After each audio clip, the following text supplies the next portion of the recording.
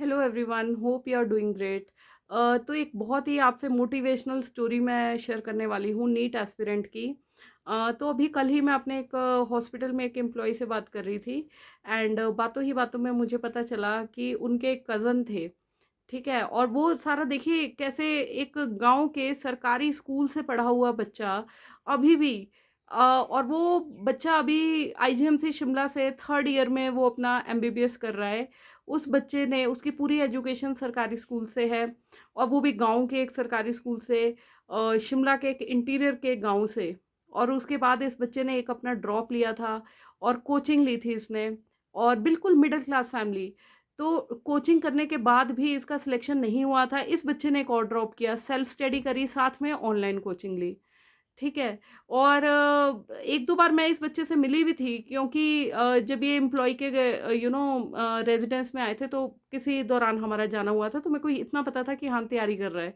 उसके बाद फिर हम लाइफ में बहुत बिजी हो जाते, तो आज ही मेरी उन एम्प्लॉय से बात हो रही थी। तो ही टोल्ड मी कि नाउ वो आईजीएमसी से थर्ड ईयर में, मतलब एमबीबीएस के थर्ड ईयर में प्रवेश कर गया ये बच्चा। कोशिश करूंगी मैं अगर कभी आए इधर तो फिर मैं उसका इंटरव्यू ले पाऊँ, बिकॉज कई बच्चे ना शर्माते हैं, लोग अपनी स्टोरीज शेयर नहीं करना चाहते हैं। आई डोंट नो, कईयों का बिहेवियर वैसा होता है या फिर स्ट्रगल्स होते हैं, रहते हैं अपने, कई लोग रिजर्व भी रहते हैं। क्यों मैं आपके साथ ये स्टोरी कर रही हूँ?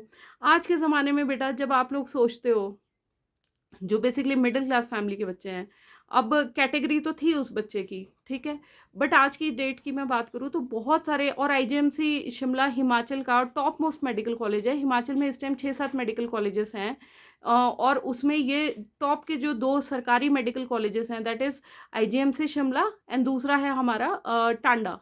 ठीक है। उसके बाद जो मेडिकल कॉलेजेस खुले थे, तो ये नए नए मेडिकल कॉलेजेस खुले थे। और लेकिन जो ये जो कॉलेजेस है ना, ये मैक्सिमम बच्चे इन कॉलेजेस को उठाते हैं, शिमला या फिर टांडा। नंबर वन या सेकंड प्रेफरेंस रहती है बच्चों की, बिकॉज ओल्डेस्ट है। ठीक है। तो मैं इस बच्चे की कहानी इंस्पिरेशन लगी मुझे इस बच्चे से कि देखिए, मैं एक पढ़ी हूँ एक प्राइवेट स्कूल में, और इंग्लिश मीडियम स्कूल में पढ़ी हूँ। ठीक है। और जब मैंने भी ड्रॉप करा था, चाहे कुछ भी बोलिए, कोई गाइड करने वाला नहीं था, कुछ नहीं था, तो मैंने एक साल ड्रॉप करा था। उसके बाद मतलब मेरे में हिम्मत नहीं थी सेकंड ड्रॉप करने की, एंड जैसा आप सब जानते हैं फिर मैंने बीडीएस ले लिया। बट इस बच्चे ने देखिए, आप, क्योंकि सरकारी स्कूल में बार बार इसलिए कह रही हूँ क्योंकि आपका मीडियम एकदम से चेंज हो जाता है। जब आपका मीडियम चेंज होता है ना, +1 +2 में, जब आप फिजिक्स केमिस्ट्री बायो आप इंग्लिश में पढ़ते हो, तो बहुत सारी चीज़ें नई हो जाती हैं। ठीक है। बच्चों को ग्रास्प करने में प्रॉब्लम होती है। और बिल्कुल गांव के, मतलब मुझे पता है कि यहाँ पे जहाँ पे मैं पोस्टेड हूँ, तो ये जो प्रॉपर हमारा शहर है शिमला, तो वहाँ से 3 घंटे का रास्ता है यहाँ यहाँ तक के लिए। ठीक है। तो वो भी यहीं के आसपास के गांव से है। तो वही मैं आपको बताना चाहती हूँ, जब ये बच्चा कर सकता है ना, अभी मैं एज पता कर रही थी कि बच्चे की कितनी है, तो 24 या 25 ईयर्स का बच्चा है वो, जो कि थर्ड ईयर एमबीबीएस में है। एंड आप देखिए कितना ज़ील इस बच्चे का रहा है। जो आप लोग स्ट्रगल फेस करते हो ना कि हाँ यार कैसे होगा, कैसे होगा, ऐसे ही होगा।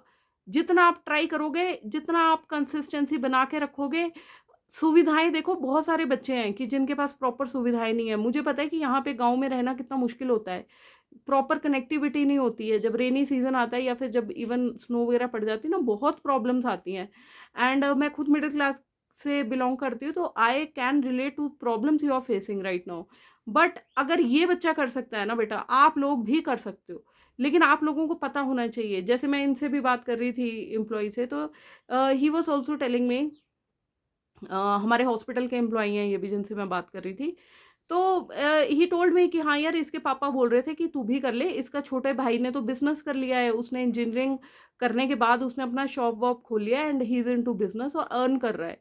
बट ये बच्चे ने कहा कि नहीं, मैं अपना ड्रॉप लूंगा और मैं घर से तैयारी करूंगा, ऑनलाइन अब लूंगा मैं, कोचिंग लूंगा। और ये एक बार ऑफलाइन कोचिंग करके आ चुका था। अब इसका क्या आप सीखते हो इस इंसिडेंट से, कि इसने ऑफलाइन कोचिंग की, इसको समझ आ गया कि भैया क्या क्या सही है, क्या क्या गलत है, इसने खुद पे वर्क करा। फिर इसने डिसाइड किया कि मैं ऑनलाइन कोचिंग करूंगा। लेकिन ऑनलाइन कोचिंग में आपको डेडिकेशन चाहिए, आपको उस डेडिकेशन के साथ ही पढ़ना है। ठीक है? अगर आप लोगों के पास कोई कोटा है, कोई रिज़र्वेशन है, तो ये मत सोचिए बैठो कि भैया आप ही मतलब अगर आप पढ़ने में अच्छे हो तो आपका तो हो ही जाएगा आराम से, बिकॉज़ हम में से मैक्सिमम लोग यही करते हैं गलती कि भैया हमारे इतने नंबर आ रहे हैं तो अपना तो पक्का है सीट। ठीक है? तो यहीं पे आपको मोटिवेशन की ज़रूरत है। आपने ये सोचना है कि जैसे मैं मेहनत कर रहा हूँ, साथ वाले भी बहुत पता नहीं कितनी दुनिया बैठी है जो उतनी मेहनत कर रही है। ठीक है? तो सबसे पहली तो ये बात है। सेकंड पॉइंट इज़ कि कई बार हमें ऐसा लगता है कि यार हम अकेले ही हैं। इसीलिए मैं ये स्टोरी आप लोगों से डिस्कस कर रही हूँ कि भैया आप अकेले नहीं हो, बहुत सारे लोग हैं। 25 इयर्स में बच्चा अगर है अपने 3rd ईयर में तो कोई मैटर नहीं करता। कोई नहीं पूछता आपसे कल को कि भैया आपकी कितनी एज है। जब आप किसी डॉक्टर को दिखाने जाते हो सरकारी अस्पताल में या कहीं डिस्पेंसरी में या इवन प्राइवेट में, आप पूछते हो कि डॉक्टर साहब आपने कौन-सी एज में कितना कर लिया था? आपको तो एक डॉक्टर चाहिए ना बस सामने बैठा हुआ। तो बस यही है, दिस इज़ लाइफ। आप छोटी-छोटी चीज़ों से मोटिवेशन लीजिए, ठीक है? जिनका सच में पैशन है एमबीबीएस या फिर बट आपको अपनी देखिए कैपेबिलिटी पता होनी चाहिए। ये नहीं है दूसरों को देख के ड्रॉप पे ड्रॉप लेते जाओ, क्योंकि हर बच्चे को अपना आत्मलोकन करोगे ना, आपको पता होंगी। जैसे मैं हूँ, मुझे पता है मेरी खामियाँ क्या हैं, मेरी स्ट्रॉन्ग पॉइंट्स क्या हैं। तो ऐसा नहीं है कि हम एक मतलब ख़्याली दुनिया में खो जाएँ कि भैया हम मैं बिना मेहनत किए हमारा सिलेक्शन हो जाए। ऐसा सोचोगे तो बेटा नहीं हो पाएगा।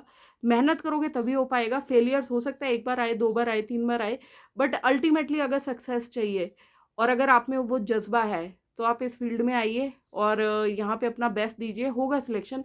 बट ये जो भ्रामक वीडियोज़ वग़ैरह होती हैं, जो आप टाइम वेस्ट करते रहते हो, रील्स वग़ैरह देखते रहते हो, अभी 1 महीना रह गया है, सब कुछ आपकी फ़ोनों से ना डिलीट होना चाहिए।